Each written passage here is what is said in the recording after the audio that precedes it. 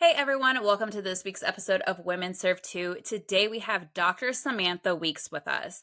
So, first off, before I begin, she has a very intimidating resume. She is a retired colonel, having served over 23 years on active duty in the United States Air Force, the best force. She is a combat proven fighter pilot who has amassed over 2,200 hours flying the F 15 Charlie and the F 16, including 105 combat hours. She has the distinct honor of being the first female solo pilot on the Air Force Thunderbirds, or any aerial jet demonstration team. After retiring, Combo, which is her call sign, jumped broadly into the FinTech industry, where she was a successful vice president and chief transformation officer at a $7 billion public company. So even though she served 23 years of active duty, Dr. Weeks also chose to continue her passion to support the Air Force Academy and the military through her volunteer work as a Secretary of Defense appointed member of the Defense Advisory Committee on Women in the Services and a Air Force Academy Squadron Professional Ethics Advisor, and as an advisor board member to Roger Bank, a newly designed digital bank to help military members with their financial future. She lives to inspire and empower the next generation with integrity, selfless service, excellence, and a bold spirit that helps her succeed and achieve anything she set her eyes on. Her passion to serve and develop others has led her to her PhD, aka Dr. Weeks, IFC coaching certification, and her current role at Victory Strategies. So, Dr. Weeks, I am going to call you Samantha, though. Thank you so much for being on this show. Well, thank you very much for having me. I'm excited to get to talk to you today. I know, I'm so excited. Like I said, your resume is slightly intimidating, right? United States Thunderbirds is a very premier demonstration team. You can And say it, the best in the yeah, world. You I bet. mean, Yeah. obviously, as an Air Force veteran myself, I mean, the Air Force, the best force. I always say that. So let's, kind of talk about your journey. What made you want to become a pilot? Well, it started honestly with my dad, and he was in the Air Force and was an enlisted maintainer. And we were stationed at RAF Lakenheath in the 1980s. And we were flying home Space A. My dad, sister, and I, my mom kind of took her own vacation and stayed working in England. And we flew home on a KC 135 Space Available. And over the Atlantic Ocean, the tanker had to do its job that day, and we refueled fighter aircraft that the tanker was dragging back from England to the United States. And I got to lay next to the boomer for two of the EF-111s that were getting refueled. And I was just absolutely mesmerized and amazed at the aircraft that I saw just 20 feet below me. I had to swap out with my sister, and I went up to where my dad was sitting, and I told him, I said, "Dad, I know what I want to do when I grow up." And he looked at me and he said, "What, be the boomer?" And I was like, "No, I want to be that pilot." And my dad looked at me and literally and figuratively patted me on the back and said, "Girls don't do that." And that is probably beyond seeing what I saw that day. That comment from my dad like ignited the fire, where I was like, "Really? Okay, watch me." And I just never really changed my mind of what did I want to do with my life and what did I want to do when I grew up. And I learned about the Air Force Academy a little bit later. My parents have three daughters, all roughly the same age. And we were an enlisted family growing up, and my parents were very straight and upfront with us. And they said, "There's no money for college, and you will go to college," because neither one of them had. And they said, "So you have two choices: do well in school and get scholarships, or have a lot of debt." And so I learned about the academy a few years later, and I was like, well, I'm going to go to this place that makes officers and pays you to go to school. Little did I know that I actually pay in a lot of blood, sweat, and tears, but that's really what started me on my journey and built my passion to continue in my dad's footsteps to serve in the Air Force. It's so funny because my dad also was like, "We're not paying for your college." So at an early age myself, I was like, well, the Air Force is going to pay. So I didn't think I was going to do 8 years. But yeah, my dad said the same thing to me. So I was like, okay, I'll sign up for the military. And honestly, though, with the education benefits, it has been one of the best decisions of my life, like hands down. Absolutely. And I would bet you that your passion for our country and democracy and constitution are at a level that they would not have been in without your service already. So, after you graduated the Air Force Academy, tell us a little bit about your journey. Well, I went to pilot training in Laughlin Air Force Base in Del Rio, Texas, and didn't think that anything could get harder than 4 years at the academy. And suddenly I found every single day in pilot training is really a large test in the form of a check ride or a graded flight for us. And so it is a very demanding year. And we spend the first 6 months back in my day in the T, and then you will track select either fighters or heavy aircraft. And I have a unicorn moment story, but I ended up in fighters and spent the next 6 months flying the T-38, which we still fly today in the Air Force, and then tracked or selected my number one choice, which is that plane behind me, the world's greatest air superiority fighter, the F-15C Eagle, and then was on my way. I showed up to Langley Air Force Base in Hampton Roads, Virginia in 1999 and found myself in the 94th Fighter Squadron, which dates its history back to World War I with Eddie Rickenbacker. And its emblem is the hat and the ring gang. And I would say that that's kind of where I learned really how to employ the F-15C as a major weapon system and kind of learned how to go from a young fledgling Eagle pilot to truly a combat ready, capable fighter pilot, and loved really flying the F-15C. After 3 years at Langley, I volunteered to go to Korea, where I was an air liaison officer working with TACPs and supporting the Army. And I did that in order to get stationed with my active duty husband. And after that, we went to Alaska, where I continued to fly the F-15C. And then I decided, hey, I've been in the Air Force for about 10 years. It's been part of my life for 30 something.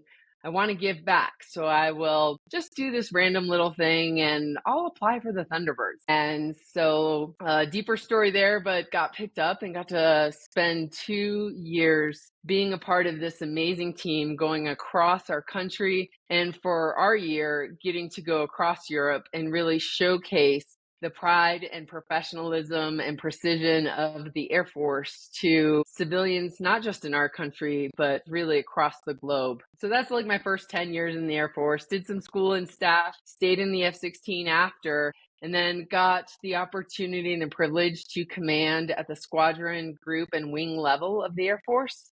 And along the way decided, hey, I want to actually take some of this education that they've given me to a higher level. And so decided I should spend my weekends with two little newborns and work on a dissertation to earn my PhD. I have so many questions with all of that because you just like nonchalantly told your story, but there's so much to unpack here. All right, first off, you are the first female solo pilot for the Thunderbirds. Tell us that process and kind of the challenges that you face with being one of those early female pilots. Well, like I, just quickly alluded to, I decided that I wanted to apply for the Thunderbirds, not because I always grew up watching them at air shows or anything like that.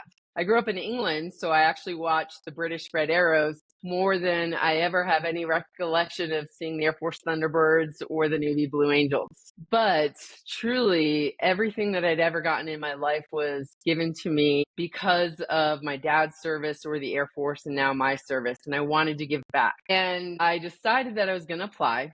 And one step in the process is that you have to get letters of recommendation and you have to get them from your superior officers.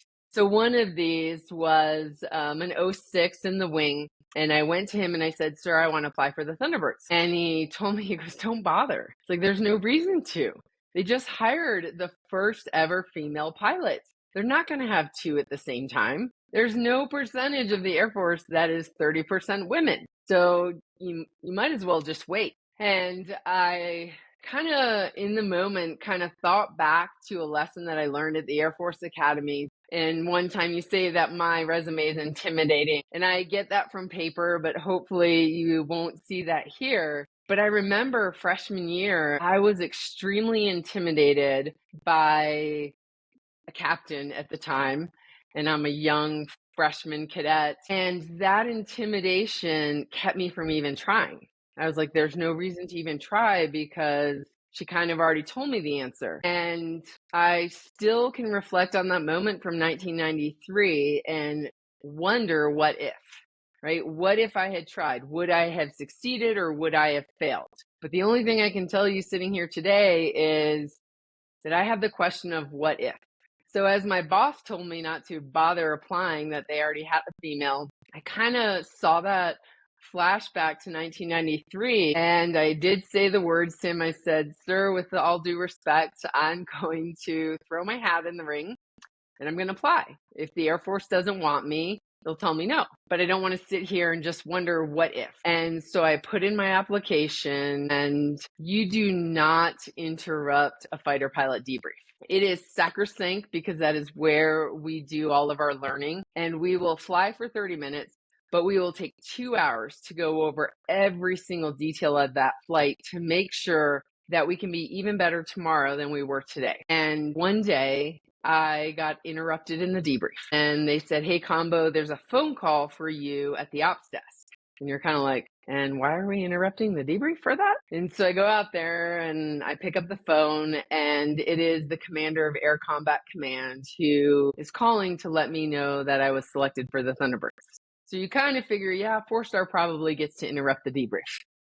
And that's kind of how I found out that, I had been picked up for the team, and huge shock, right? Really glad that I had that memory and that lesson from 1993 where I still pass it on today, and I still truly even hold myself to it. You have to try. You might fail, but you might succeed. But I can promise you, no matter which way you go, the fact that you went and tried and have the answer makes you better and more prepared for tomorrow. So that was how I got on the team. And then when you apply for the team, everybody always has some idea of what position they'd want to fly, but you're always, I would be happy to be anywhere on this team and just to be a part of it. And that is honestly true, I think, for every single person who applies. But when I got told that I was going to be a solo pilot, it was pretty much like the whipped cream on top of an ice cream sundae, because no offense to anybody else, but the solos are just badass. And I've thought this for years before. And then obviously having been there and done that, totally. Our coins on the Thunderbirds, we have a little loving rivalry between the diamond pilots, which are 1 through 4, and the solos, who are 5 and 6. And the solo coin for decades now has said, loved by millions, hated by 4, referencing 1, 2, 3, and 4. And so it was just an amazing opportunity to go do that and to get to fly truly a position that is kind of like, I say, it's a license to steal. It feels like it's every prohibited maneuver that you are taught in pilot training you cannot do. And they're like, yeah, go do them.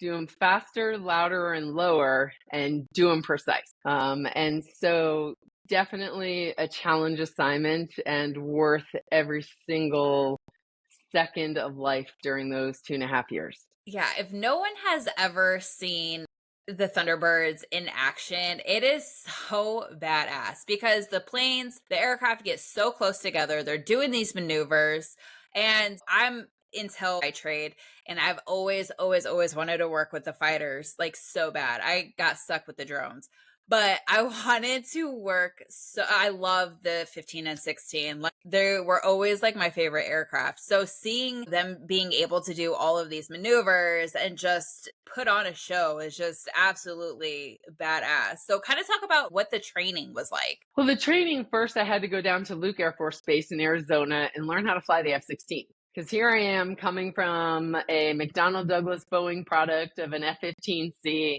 It has levers and pulleys in order to move the flight controls, and a center stick.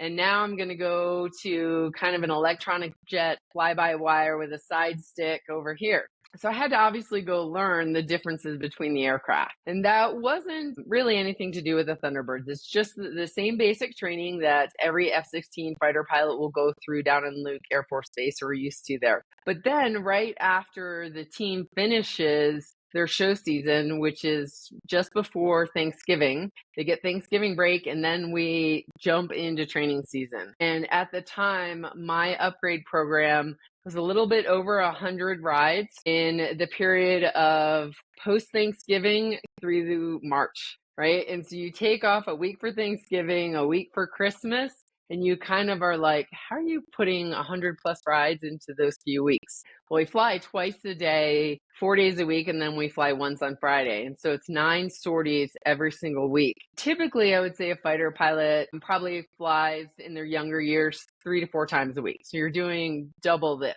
And you start higher altitude, farther apart, learning the maneuvers, and then you just bring it closer together and closer to the ground until you're ready for show season. And we did the Super Bowl that year in February. Just a few sorties once all 6 aircraft came together to fly the Delta formation. And really one of the first times was at that Super Bowl flyby. And then right from there, we are kind of off to the races. And then from March through the November, you are on the road doing air shows all across the country, and for us, all across Europe also. That's so badass. Like to be able to do that over the Super Bowl. Do you remember what Super Bowl it was? Not going to remember the number. It was with Peyton Manning and the Colts. And I want to say it was like 41 or something, but now it's like math in public. Please do not tell me it was the Colts versus Bears game. I don't know. I remember it was in Miami. Because I'm a Bears fan, and that would be like completely devastating if that was the game because we lost. So if that was the game, I would be completely devastated. So XLI, now we're going to check my Roman numerals also, and then we won't tell you which game it was. Oh yeah, okay. I had a feeling. The moment you said Peyton Manning and the Colts, I was like, damn it. But that's so cool. Yeah. Are you a big football fan? Yes, but I am born and bred Buffalo Bills fan because my dad is from Buffalo, New York, and I was born and then kind of when he retired raised outside of Syracuse. And so Bills fan, will be a Bills fan till I die. It's not just about Josh Allen. Our time is coming someday, and I will be a tried and true Bills fan until that day and then beyond. Okay, so even though I'm a ride or die Bears fan, and I constantly say that as well, even when we went like 4-12 a couple years ago, I will say the Bills, they have a pretty good chance. Josh Allen's good. So speaking of New York, you joined, because I'm going to kind of backtrack a little bit. 99, all right? So for those youngsters, they may not know that several years afterwards, September 11th, 2001 happened. And I know in your resume you mentioned combat hours. Talk us a little bit about what happened when 9/11 occurred. So I was deployed on 9/11. My squadron in Langley Air Force Base, the 1st Fighter Wing, was on our rotation to the Middle East. The United States Air Force had not stopped overwatch and overfly of the northern and southern no-fly zone of Iraq from Desert Storm, so 1991. And we were doing this rotation. It was probably about 3 or 4 months long, maybe a little bit longer, because the wing would swap out the squadrons. And so I actually landed at Prince Sultan Air Base in Saudi Arabia in August of 2001. And landed from a combat sortie over Iraq on September 11th. And back in the day, you only had a few channels on Air Force Network, which is our TV network. There was no such thing as Hulu or Sling or Roku or any of that. And so most of the TV that we had was pre-planned, pre-programmed, and older shows. But there was about 1 or 2 news shows that you got live every single day, and the Today Show was one of them. And if my memory serves correctly, we were all kind of in the common room. It's about 4:30 in the afternoon when we saw Katie Couric on the Today Show and saw the first building being broadcast being hit. And we all just kind of stopped. Most of us in the afternoon would probably go to the gym and then grab dinner. And we all just stopped and kind of huddled around and watched. And we're watching live as the second building hit. And obviously, the entire United States' world changed in that moment. But I would say even our perspective and demeanor being deployed and flying over Iraq in that moment, things definitely paused, got quiet, and changed for us. And half of our squadron was still at home in Virginia, and our commander obviously got pulled away right away to go work with the senior leadership on the base at the time. And then he came back and he called a huddle and talked to us all and told us that we could all make one phone call home. But then, pretty much the lines were going to be quiet in order to allow the ability for leadership to call down and everything like that. And our commander told us that the message that he sent home that day was for our families back in the States to not worry about us, because seemingly it seemed we were in the safer place and they needed to focus on them and our country and what was going to happen next. But for us in Saudi Arabia at the time, obviously nobody knew what was happening or what was going to happen next. And so we had to pull out our chemical gear that, in the military, we're all trained to be able to use, but you've never really had to pull it out and carry it around you 24/7 because you didn't know what the threat was going to be as you were sitting over in the Middle East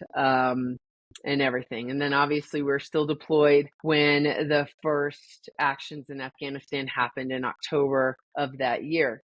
And so it definitely did change the world and changed even our deployment and gave me an experience of what does it really mean to sign up to serve, and what does it really mean that you will and could go into war and battle.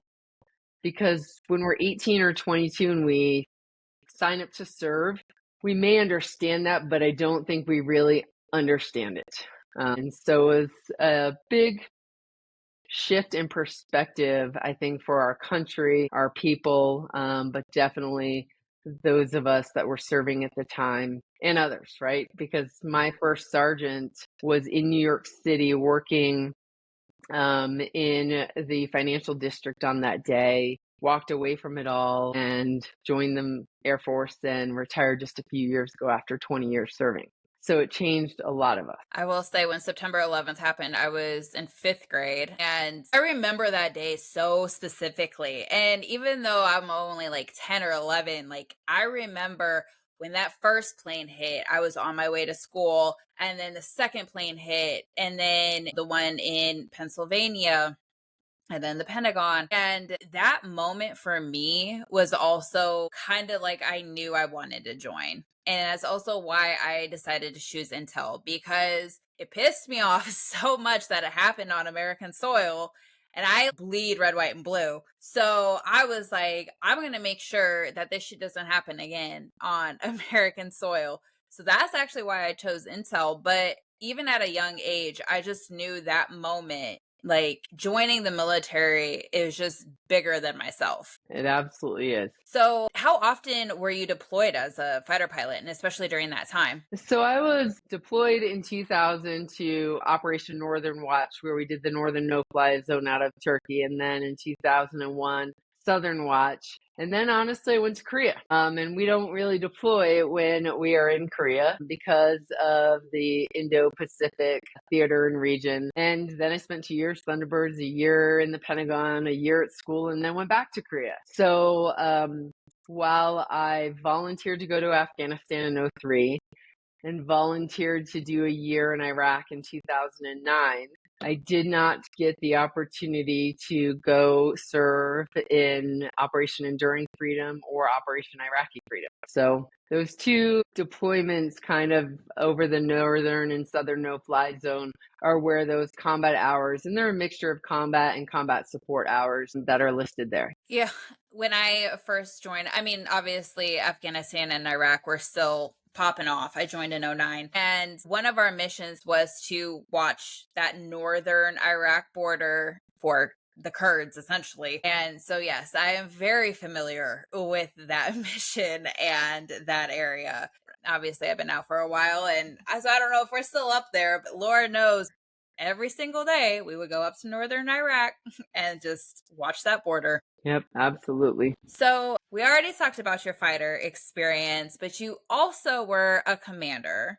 Um, and I believe Squadron Group Wing, Yes, ma'am. the Miss Little Wing King or Wing Queen. Is that a term? I don't Wing think Queen? so.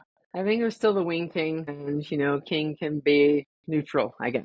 Well, whatever, Miss Wing Queen. We're gonna Embrace start it calling you today. that. Yeah, we're gonna embrace it today. Talk about working your way up through that essentially leadership positions, because obviously for those who are unfamiliar, getting that wing position is not that easy, at least from my understanding. And then you also have two little kids. So as you're progressing through this leadership, how did you balance that being a commander while also being a mom to two young kids? So I'll start with that part first. I had my first child in December of 2015, and I was supposed to be writing my PhD then. I did all the research prior to him being born.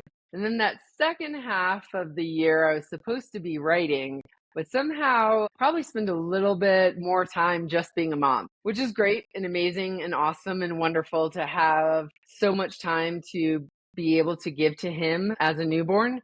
It definitely had to pay it later, right? Because now I'm working on writing on the weekends with two littles.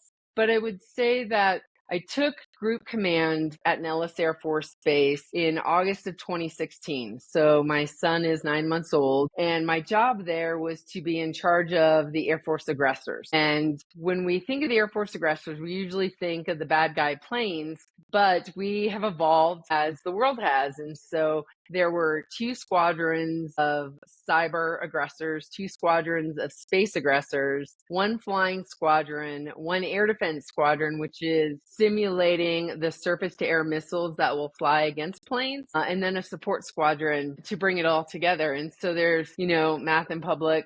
I think it's 7 squadrons. And here I have this 9-month-old little boy. And my husband at the time was an airline pilot flying for Southwest, luckily out of Vegas, but he's gone 3 days a week. I remember being told one day when I was sitting down with General Lori Robinson and her husband, Major General Dave Robinson, where she's like, you can't have it all.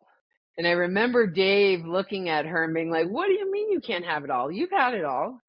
And the point that she was giving me in that moment, and it was before my son Ryan was born, was that there is this myth out there that you can really have balance, right? Because when we think of balance, we think of so not going to balance today, and I know that, right? But we think of something that could sit on the end of your finger and balance there, and that is not possible. So I will tip my hat to General Lori Robinson without a doubt.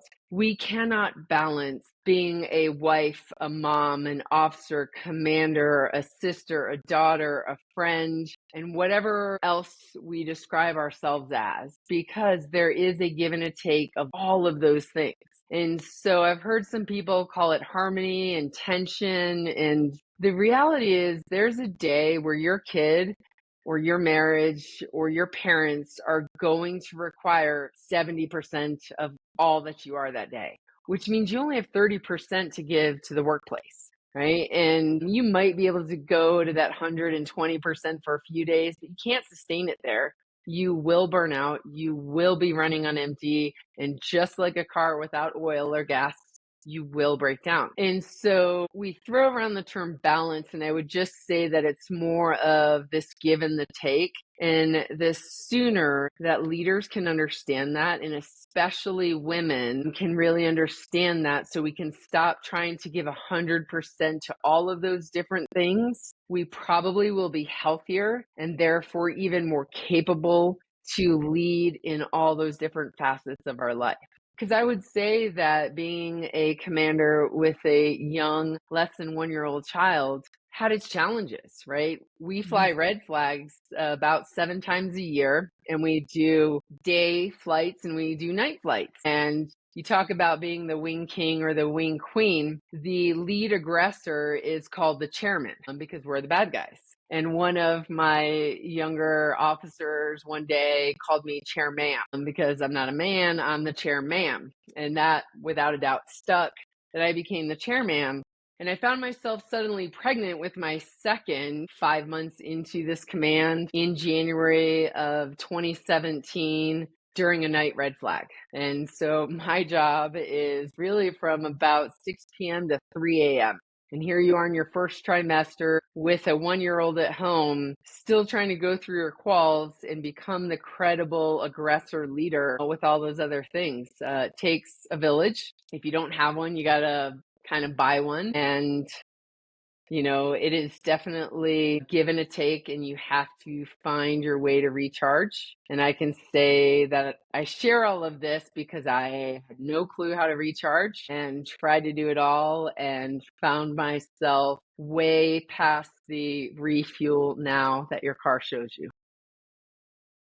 With being pregnant, because I know recently women couldn't fly pregnant or a certain time, but now they've changed it to where you're able to fly during pregnancy or up to a certain point. Am And I, they just changed it back. did they? Yeah. Okay. Well, I clearly am a little outdated there. I think it might have been last week, so you're not that Oh, really okay. outdated. Okay. Well, I guess they changed it back, which is low key annoying. So, with you being in this position and you being pregnant and being a fighter pilot, what obstacles did you have to go through to essentially for you to keep moving forward? I can tell you that I'm still part of some Air Force women forums and stuff, and the same hesitation and apprehension and fear that women have in some of our Air Force specialty codes jobs, right, that we have in the Air Force. They're afraid to tell their supervisor that they're pregnant. For me, even at that time in 2017, the Air Force regulations for fighters, especially at the time, was the day you find out you're pregnant is the day that you're done flying until you are postpartum and do your requalification, and then you can get back in the cockpit. And so January 2017, just 6 months into being requalified to fly again, I'm suddenly grounded and not flying. And as a commander, we want to be humble, credible, and approachable, which is the weapon school mantra.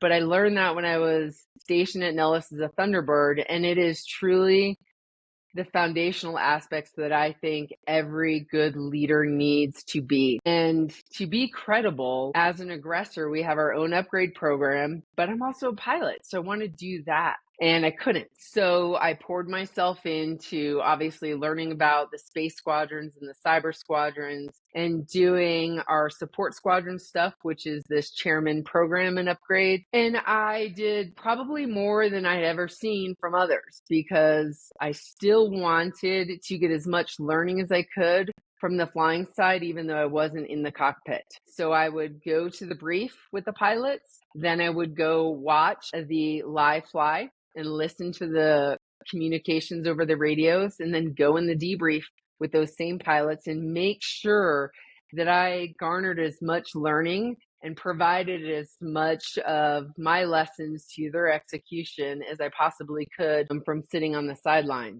It's not where any pilot wants to ever be, but I tried to make the most of it during that time. The good part for me was the regulations were already on the move to change. And so one thing that did change that I benefited from is normally I would have to go back to Luke Air Force Base to learn how to fly the F-16 again after being grounded for the period of pregnancy and postpartum. But the regulation changed, and based off of how long and the commanders look at your records, we could do an in-house requalification, which meant I didn't have to leave my command, leave my team and people, leave my husband or newborn, and I could do it all back at Nellis. And so I think I jumped back into the cockpit December of 2017. So found out I was pregnant in January of 17 and back in the cockpit in December, and finished out my command getting back into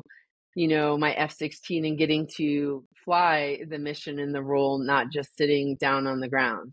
But there's definitely apprehension that you're not going to be a full up round able to do all aspects of your job, and what will be the second and third order effect from that? What will your team think of you? What will your boss think of you? What will the Air Force kind of grade you as?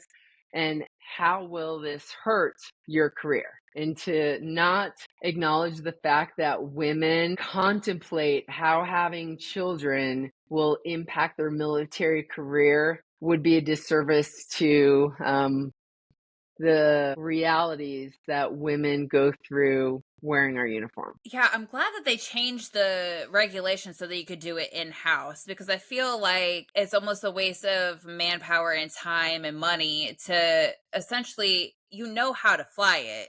Like, let's just make sure we're still good. So I'm glad they did that.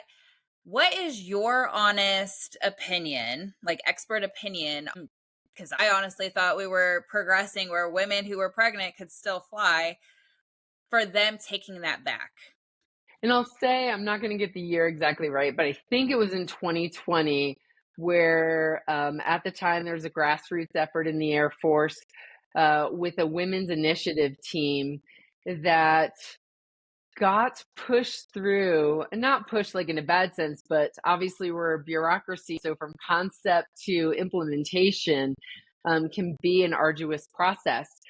But they did get the regs changed, and heavy pilots were able to always fly their second trimester of a pregnancy. They could now fly the entire time.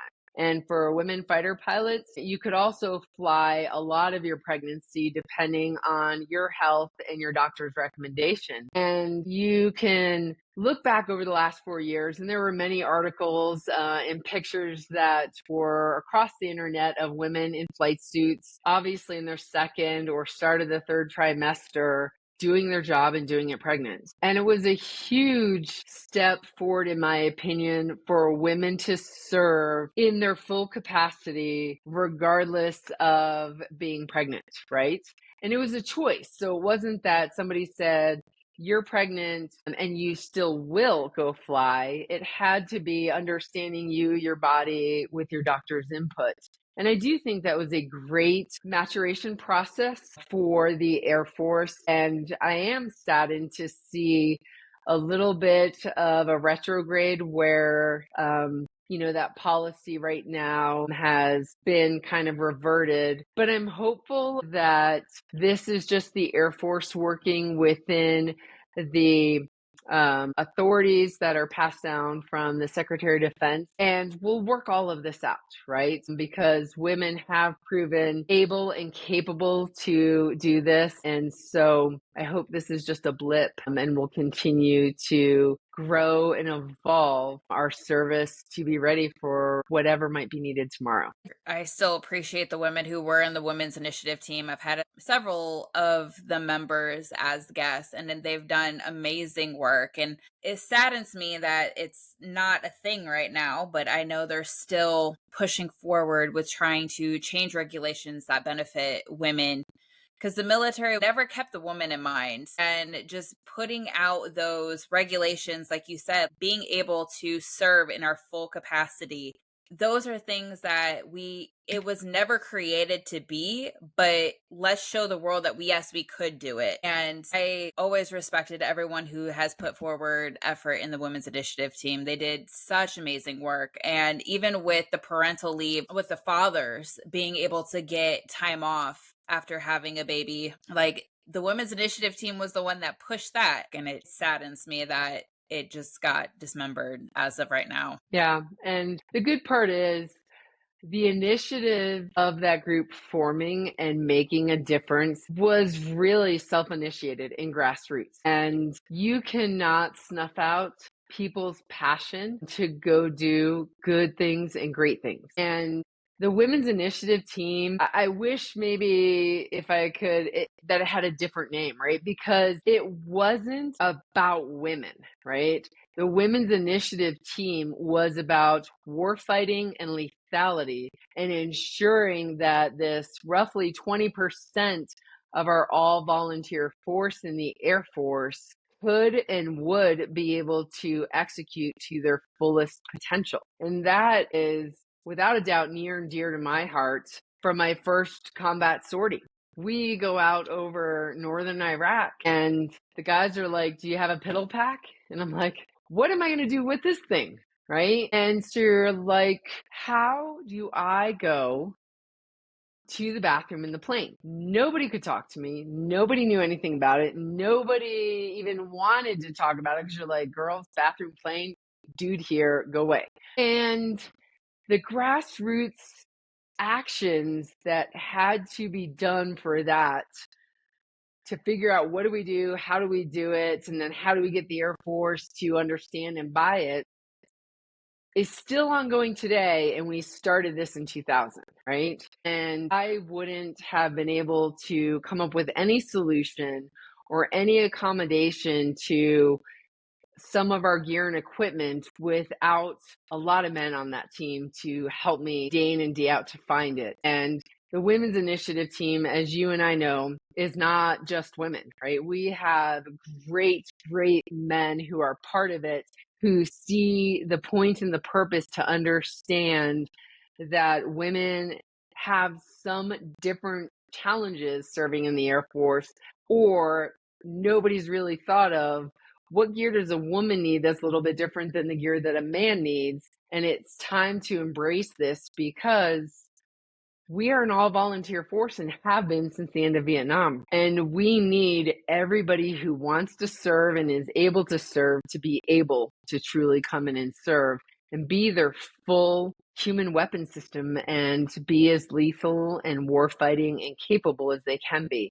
And that means we have to embrace some of the things that we haven't thought of yet because we never had a woman who needed to go to the bathroom in a fighter cockpit, right? And now we do. So what are we going to do to get after those things? You're right. The military never thought of anything beyond the man, right? So women are, our bodies are different, but that whole program was to be able to provide those necessary adjustments so women could be their full potential warfighter. Yeah, absolutely. Those issues still need to be addressed because those issues aren't going away. And we'll see how we navigate that moving forward. But so we just talked about you being the group commander with 2 new youngborns. How was it moving up to being wing queen? And where were you wing queen at? So I was, my story comes full circle, and I was wing commander at a pilot training base at Columbus Air Force Base in Columbus, Mississippi. We have 4 pilot training bases in the United States, and Columbus Air Force Base is one of our most diverse pilot training bases because we have pilot training just like we have at Laughlin Air Force Base in Texas or Vance Air Force Base in Oklahoma. But we also have introduction of fighter fundamentals, which is not at every pilot training base. And then at the time, I was also responsible for a squadron that was training Afghan pilots out of Moody Air Force Base in Georgia. So it's a very diverse group. And I took command of that in August of 2018, where I now had almost a little bit over 2.5 and a brand new 1-year-old. And now my husband at the time was with me in Northeast Mississippi, but had to drive to Birmingham, Alabama to get on a plane to fly to Houston, Texas to start his daily job. So the commitment of him being gone was even more. And I will say that I definitely felt the weight of the world on my shoulders to be able to do it all. I felt like I was a wing commander Monday through Friday and a full-time, often single mom Saturday and Sunday to just go do it again. And the challenges that I faced in wing command, it felt like I took this whole story of things that could happen in command and they gave them to me all at once. And you're just like, holy wow. And so it was definitely challenging. Put my stamina to the test, put my personal passions and purpose and values into question as to what should I be doing at this time and where should I be doing. And I finished wing command with COVID, right? As that kicked off in our country, March of 2020. And so it was definitely a challenge. I love the fact that my kind of active duty Air Force life came full circle, where I started at pilot training and I finished at pilot training. And I hope that I made a positive difference to many people that I led. And I can tell you that I started our interview today telling you about the 135 and how it started me on my dream. And I didn't even realize it for a year after retirement, but the KC 135 played a pivotal role in my life as I hung up my G suit and retired from the Air Force with the service of a brand new lieutenant going off to serve his career in the Air Force. That's so crazy. I'm at my husband's still in and we're stationed at Altus Air Force Base. So 135s, I do see them quite frequently flying around here. So for those who are unfamiliar with the 135s, they're the ones that fuel the other aircrafts up in the sky, which is kind of cool to see. Pretty much a gas station in the sky. And for all my tanker people, Brittany asked me if it was okay if we cursed a little bit. And I was like, hello, yeah, you bet. But to honor the tanker, nobody kicks ass without tanker gas, right? Because you can fly a fighter, but you're not going to fly it far without a tanker going with you or being there when you need them. Yes, ma'am. I love that. So you served 23 years. Why did you not want to go for that 1 star? I think really just going back to that question on balance and where you needed at the day and the time. And I would say back-to-back commands with newborns in each command, commuting airline husband, and not having the good habit patterns of how to do self-care. And my husband's desires was more to just really have roots for our family. And I will say I wasn't really ready to retire, and I, without a doubt, miss the Air Force, and I bleed blue every single day and will until the day I die. But as I look back on the last now almost 5 years, still may not always see that it was the right thing to do at the right time, but I know that I've had opportunities with my family first and foremost, for my children and my dad, that had I still been on active duty, I wouldn't have had the time. And for those aspects, it was the right day, it was the right time. And I am happy to be doing the hardest job that I've ever done in my life, which is being a mom. Without a doubt, I would go back to Wing Command tomorrow. Than some of the days with 2 boys in second and third grade, because they have an energy that I'm not sure I ever had, but I sure do not have at 49 years old. Yeah, my oldest is 6 and I wish I had the energy of a young child. Like they could sleep for 30 minutes and still be bouncing off the For the walls. And next week. I'm like, where is this? I need this in my life. And you mentioned like kind of being a single mom as like the wing queen. And, my husband deployed last year and it Everything is, broke. oh my gosh. It was like, I went into survival mode and it was so hard because acting like a single parent to 4 young kids and trying to do your own ambitions, it was so stressful. And Altus, for those who are unfamiliar, is literally in the middle of nowhere. No one wants to come here to visit, and we don't have family anywhere close. So that was super hard too. And shout out to all the single moms. Shout out to the single moms who are serving, because I know childcare is a huge issue as well. But yeah, being a mom is tough. It's really tough. And I'll say shout out to all the dads too out there, right? And the single Yes, dads and the yes. single dads serving. I just can't say if it's hard to be a single dad because I'm a mom, right? And I can imagine that it is the exact same trials and tribulations and struggles and all of it. But so my comment is just me looking at some of those days truly seem like they're never ending. And then you look and you're like, how's my son going to turn double digits this year? Where did the time go? And so there's truth in that, but it is definitely a hard job. Probably the most rewarding job, right, that we will ever have. And oftentimes it can be really thankless. Oh, yeah. So Yeah, I shout out to all single parents because the days are long, but the years are short. And you're right. You're in the trenches, and then before you know it, you're like, wow, where did the time go? And I will say sometimes it is hard to embrace the moment when they're screaming and you have everything else that you have to do, and it's just like, oh, leave me alone, go to bed. But yeah, shout out to all those single parents. So you just said this, and the thing that popped into my head as you said it is like, oh, you just told me that I just need to embrace the suck. And why I can do that in the military, and for some reason, those words have never hit truer than anything where you're like, no, no, no, you got to embrace the suck in parenthood too, right? Because it's going to be there. But there's an amazing reward every day, but definitely when you get to see them as your dad saw you and as my dad saw us carry on and serve, right? I can only imagine that. So embrace the suck. Thanks for that. I'm going to take that with me.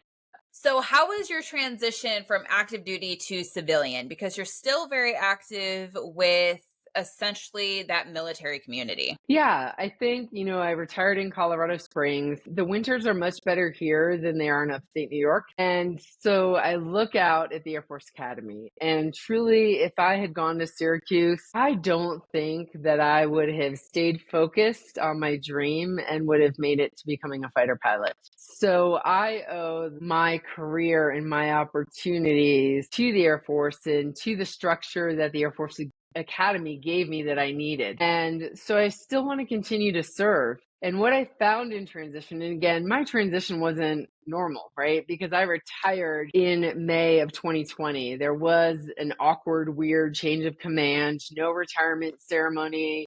I start working for Collins Aerospace in a remote job, working out of my house. And so nothing was really what any TAP class or person could have explained transitioning from the Air Force to the civilian world was going to be like. And that was probably good because it gave me an excuse of, oh, this is just weird because, and you just got to go with it. What I found over the last 4 years that I probably wasn't aware of or really fully prepared to understand was the role that you will take when you retire will be so different than what you have done while serving. And it doesn't have to be retirement, just anybody who served in the military. Because I remember one of my friends and classmates from the civilian world in a fellowship that I got to do asked me if I found purpose in my new job at Shift 4 when I left Collins Aerospace. And I'm like, not really. But I'm like, Ashley, I wore a flight suit. I wore the cloth of our nation. I was willing to go into combat and die for the Constitution. I don't think I'm ever going to find a job to give me that same sense of purpose in what I do every day in any type of public company, right? The idea that I'm doing transformation of business processes for a credit card payment processing company, yeah, there's not the same passion and purpose as there was in the military. So I think understanding that there will be a big difference in that aspect for anybody who transitions, and it's okay to feel and understand and acknowledge maybe that lack of purpose or definitely the difference in purpose is something that I wish somebody would have told me and given me a heads up on. I think the reason you see me supporting the Air Force Academy as an ethics advisor or being nominated and serving on DACOITS, which is a federal advisory committee to the Secretary of Defense, those things were ways that I could continue to serve and give back even though I was retired. Those were ways that I could live my purpose and passions while still having a day job and earning a paycheck. And I would say that that is the one thing I think most people will want in their life is to understand and learn what their personal purpose and passions are. And if you don't find it in the job that you get after being in the military, then find it in your family, in your church, in your faith, or in other volunteer acts where you can still make a difference in what you do and what you know to fill the need to continue to be, a selfless contributor to our communities and society. How long did it take you to kind of feel like you were providing value after the military and finding that purpose? You assume that I have. That's No, fair. That's fair. I would say that I probably didn't struggle there because I think another thing that people transitioning from the military tend to do is jump into too many things right away. And so I got picked up for Dakowitz very early on in retirement. And I jumped into the academy program very early on. And then I had started doing some videos on Facebook or LinkedIn and things like that. And I was still supporting the Women's Initiative team and Air Force Athenas from the ground up. And I was working with Raytheon on female urinary relief devices. And so I never even paused from retirement to assess who I was, what did I want to do, what are my passions, what is my purpose, what are my priorities. And I just probably did so much that they were all purposeful in making sure that I was continuing to serve and give. But I would say that there was still that part of, have you figured out this self-care thing yet? And so now, 4.5 years later or whatever, I tell people who are retiring, take your terminal leave, right? Do not go from wearing the military uniform one day to that civilian job the next day and do double paychecks for whatever this 1 or 2 months is. Take the time and take a break, right? Take a break mentally for you, spiritually for you, physically. Take time to actually reconnect with your family, because we all know that we don't work 40 hours a week in the military. It is a lot more. It is 24/7, 365. And your family has sacrificed as much as you have served. So pause and reconnect with everything that matters to you, and also be quiet and figure out who you are, not who you were as a commander, not who you were as an airman or a soldier or a sailor, but figure out who you are and take time to self-reflect. This is a new book in your life, a new volume, and you should write that story purposefully as you have that first volume of your military career. But that takes us all stopping and being okay in the silence and not having 10 hours of back-to-back meetings and activities to really ask ourselves the hard questions of, what do I want to do at this stage in my life? What does my family need me to do? Where should I put my energies and my expertise? So I would say now, 2025, that is what I'm trying to do. And we all carry around these books in the military, right?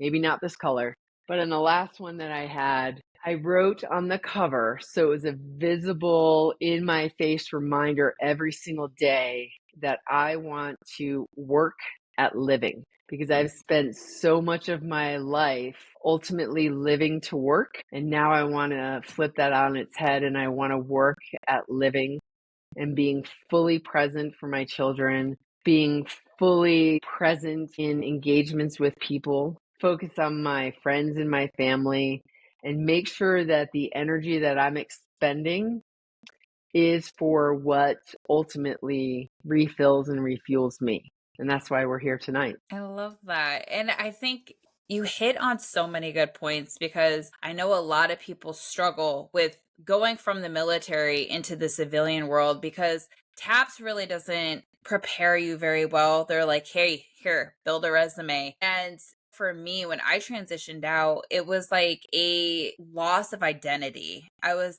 joining when I was 18, and then it was 8 years of my life, and then I'm out, and it's like, well, now what? And here I am, still trying to figure out my life. And because maybe I didn't properly take the time to figure out what I want to do. But sometimes I think, especially when people do get out, we always compare each other, like age wise. And so it's like, here I am, I'm 34, going back to school. And then some of these kids are like 23, 24. And I'm like, oh my God, I'm like so far behind. And sometimes, it's also really good to have that support system too, because my husband, he's like, Brittany, like, you were in the military, you were stationed in Germany, you traveled the world, you have 4 kids. Like, you need to stop comparing career wise and just kind of embrace your journey as its own. So, which kind of makes me ask the question for you, like, have you found any like self-help books? Like, what has helped you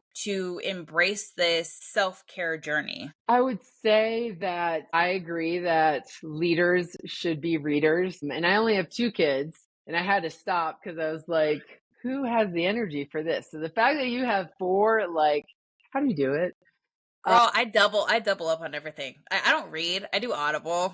Like, come on, who has time for that? So I have not read enough over the past few years. So I would say that I'm more of a talker with people, and it is having great mentors to ask, how do you do this? Right. And I'll ask 20 of them.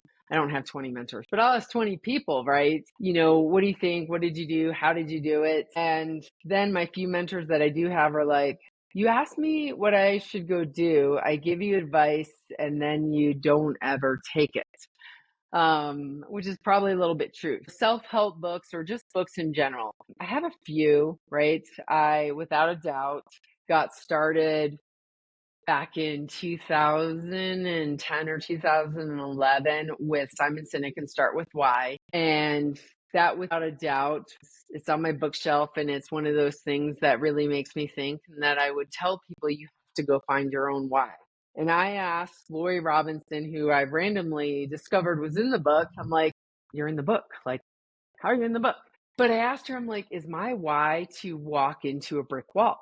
Because I feel like since I set my eyes on the skies to be a fighter pilot, that more often than not, I've walked into a brick wall. And it is not a sexy why to have, but I've embraced it. And I do think that, yep, my why is probably to walk into brick walls. And I don't knock them down. You talked about resume being intimidating. I wish that I was that Kool-Aid man and could just knock all the walls down, and I can't.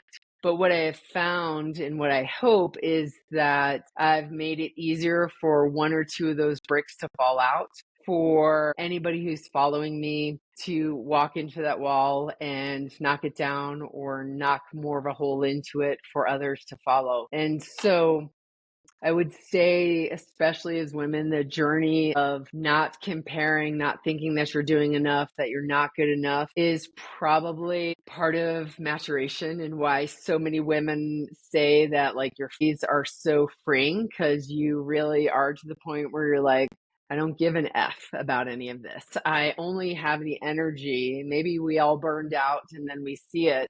I only have the energy to be me. And I have to be true to me, because that's all I can do. And so screw you, and screw you. This is me. That doesn't mean that you have a fixed mindset and you stop being self-aware and you stop trying to improve and grow, but you take that time and the reflection of where you need to grow and get better to be more authentically you.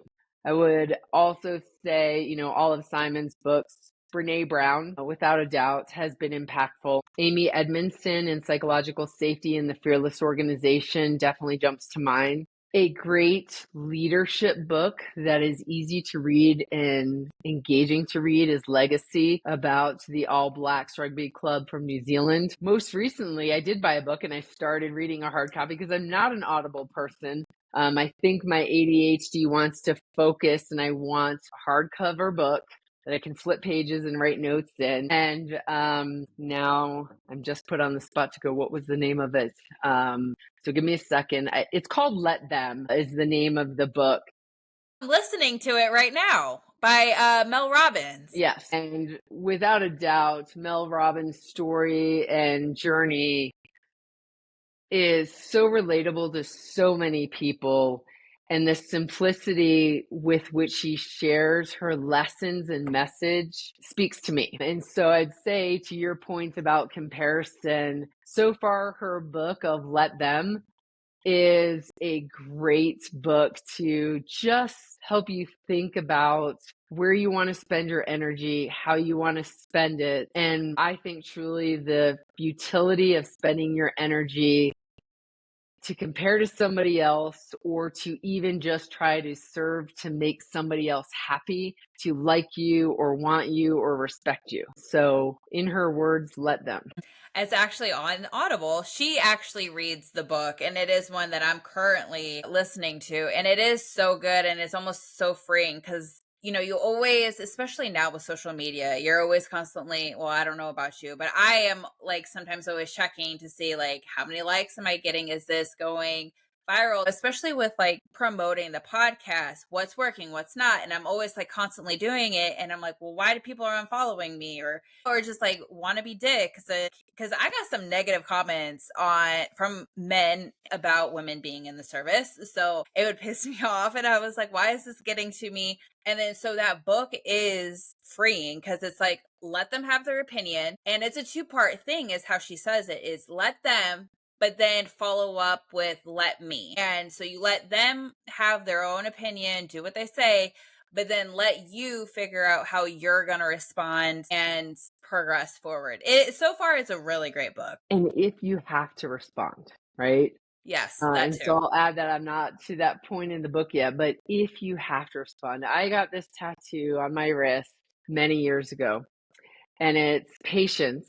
And I had to decide what language I was going to write it in. Was I going to write it in Hebrew because I grew up Jewish and this is really God's lesson for me? Was I going to put it in Hangul, Korean, because I spent so much time there and that was where my squadron command was, which taught me I needed more patience, which is why it faces me, because it's all about have some more patience. Or was I going to put it in English so when somebody asked me, what is it, I could tell them?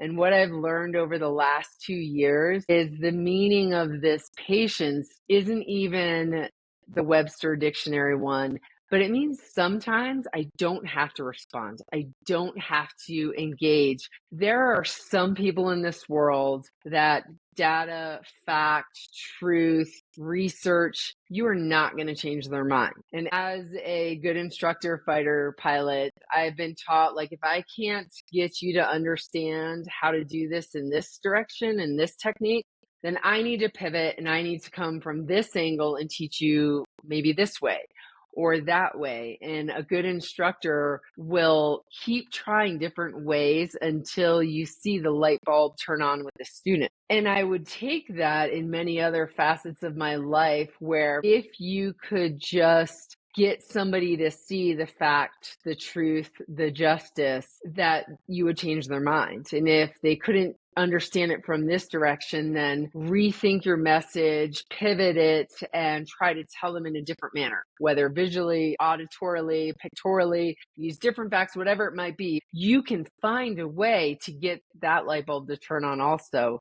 And the reality is, no, you can't, not with everybody. And I don't control anybody else. I don't even control my kids when they were 4, right? So this patience also means spend your energy where it will be fruitful, right? And so for those people who write the negative comments, and they're everywhere for anybody that puts themselves out there, maybe you can one time, if it's a worthy response, give them a response, and then you press on.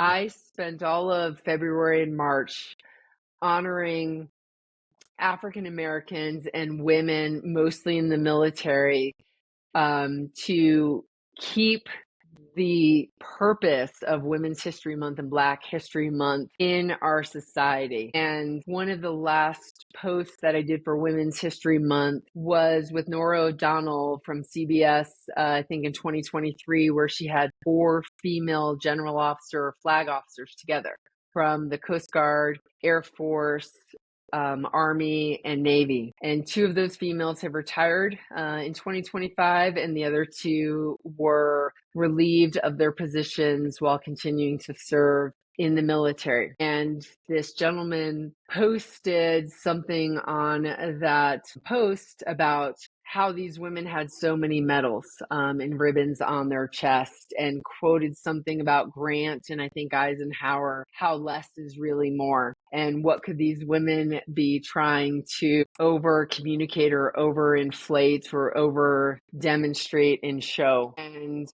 I kind of was like, what do I respond here? And I chose to put a collage together of some of my male mentors and heroes who have just as many ribbons. Go to the current AFI and see that it doesn't tell us anywhere in writing that you can choose which ones to wear, which ones not to wear, and just said, here's what I know and understand is fact, and just left it at that, right? I'm going to give it one swing at the bat with some of this, and then I'm going to press on, because there are a lot of people who just want to troll you into these cycles that will go nowhere. And so I'd say patience also means you don't always have to respond or engage. I agree. I think after my first one, I tried to be as civil as possible, and then it just bothered me because then more people were commenting because how the algorithm works. And there was one comment, it said, it's like women like you that piss me off, because why can't men just have one thing? Why don't you go back to the kitchen and make a sandwich? And it just boiled my blood. And after that, I was like, I need to stop reading comments. And I think that was like my light bulb moment. I was like, you're not going to convince everyone. I don't have the bandwidth. And it kind of goes back to what you're saying is, where do you want to spend your energy? People get way too brave with being behind a keyboard. And I'm just like, it's just not worth my energy. And so I don't even look at comments. If they're a good comment, I'll like it. I'll be like, thank you for commenting.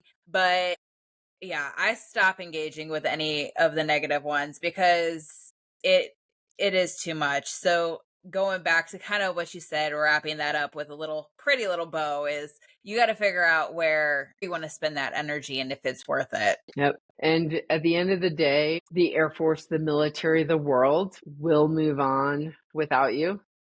And so you just want to make sure that what you do has passion and purpose while you're here. And hopefully you impart some knowledge, wisdom, lessons to somebody that will carry it on. Whether that is your children, that you mentored, somebody that you led and served with, or whatever other way, or just a difference in somebody's life because you actually rolled the window down and gave that person at the stoplight money or food, right? You want to make a difference. And people will ask me sometimes nowadays as an executive coach, well, how do I build my legacy? And I don't think you build a legacy with purpose, with that end in mind. Your legacy is built with what you do day in and day out, and in the people that you grow to replace you. And your legacy is through their service. And that's where we all carry on. And so your passion, your purpose, and live it. And to everybody else, let them. Yep. Mel Go. Robbins, we're giving her lots of shout outs. So I yes, know. I was she like, is an ultimate badass. she is. She's amazing. I love all her books. And yeah, like I said, we're all obviously on the same page because it's such a great book. If you haven't read it yet or picked it up, again, because I do Audible, she does the hardcover. Either way, get it. It's called Let Them. Did you say you also do executive coaching? Yes. So Victory Strategies is a company that is really focused on leadership development of people and companies through executive coaching, leadership workshops, and keynote speaking. And it is a group of truly amazing human beings that have success and leadership and experience from the military to business to Olympians and Olympic coaches. So it's a great group of people who just want to continue to serve and help others reach their fullest potential. How can someone reach out to you, say if they wanted executive coaching or to be coached by you or essentially get into contact with you?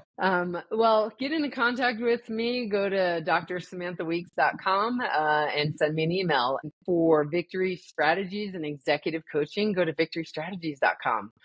And it is a phenomenal company led and founded by an amazing person, Jakob Worksman, who was a Navy SEAL. And he's just brought together an amazing group of people who understand teamwork from every facet of members on a team. And we just want to continue to help others and let them reach their fullest potential. And it is a great way that I finally found of how am I going to live my passion and purpose day in and day out in this second volume of my life. I think that's honestly like a great transition for you, for one being the badass that you are and just like your resume. Like, who wouldn't want to be executive coached by you? So, yeah, I'll put that in the show notes. So, Samantha, as we kind of wrap up, like, what is advice that you would give yourself or a young person wanting to join the military or even your two little ones for the future? It's a good question. We've talked about so much that like 25 things are in my head. I would tell any younger person to believe in yourself and go after your dreams. The world is going to put so many naysayers in your path that you have to hold on to your dream and go after it. You may not get it, but you won't wonder and you won't ask yourself, what if? And again, there are times when I can look back on my own life. I was 17 years old, a senior in high school. I chopped off my hair really short, and everybody that February said, "Did you get into the Air Force Academy?" And I was like, "No, but I will." And I can look back over the last 30 years and I'm like, where the hell is that wicked, confident girl from the senior in high school? And so believe in yourself and hold true to your drive and your determination because the world will try to take that from you. So believe in you first and foremost and go for it.